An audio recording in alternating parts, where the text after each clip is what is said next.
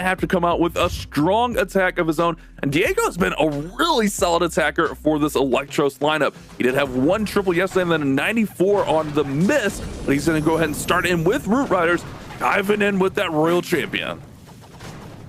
He's brought a lot of invisibility spells to this version of the Royal Champion walk. Most of the time we're seeing just 3 or 4 invis spells used for her before that recall, but Diego brings 7. We'll have to see if he's using them all. Looks like he planned to use an extra one there just to force her into the right direction.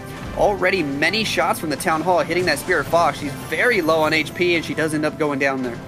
I like this combination getting into that Crusher Mortar. We saw the Crusher Mortar cause some problems on a lot of attacks yesterday. If he could actually pick up this Monolith as well, that would be massive. Poison Towers both throw off. He's going to go ahead and recall her in there. And this is something we saw from Only Bads yesterday. We saw them running Super Miners on defense. We saw it deal some damage, but also saw it not be so effective. He's going to go ahead and lure them over and then take them out with the Super Barbs. So maybe even a little bit afraid of those Super Miners here as he's trying to keep them away from his main force. But keep in mind, I mean, those extra few seconds dealing with those miners, we saw the time fail earlier. That could play a factor. Let's see as he gets going here with his main force. The Super Miners on defense seems to be a staple for this team. Kind of a high risk, high reward decision.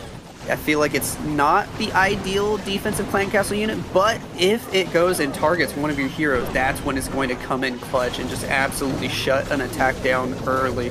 We've got the Root Riders moving in slowly toward the middle of the base here. He's going to go ahead and overgrowth that Monolith, so we're going to have to skip it for now. As the units move around the top side of the base, those healers are still doing a great job. I think he had Healing Tome here on the Grand Warden as well as the Rage Gem. The King moving around the outside of the base, keeping everybody nice and funneled inside the walls. That's the key on these roots. You got to keep a nice tight pack, and he's doing just that. Diego's so good with these Root Riders.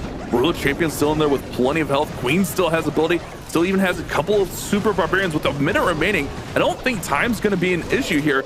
He's actually going to go ahead and get the Monolith down now with the Queen, who went to ability, popping out that Giant. Everything's looking good. Lots of force here. Can he cross the finish line? Electros could use a triple in a great way here.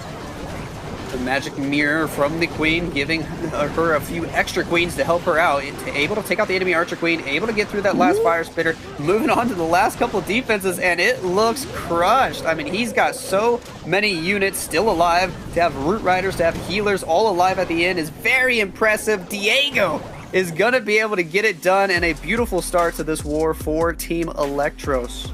Rock solid lead off attack. Now, if you're Sean, you're really dreading those few seconds you needed for the 3-star.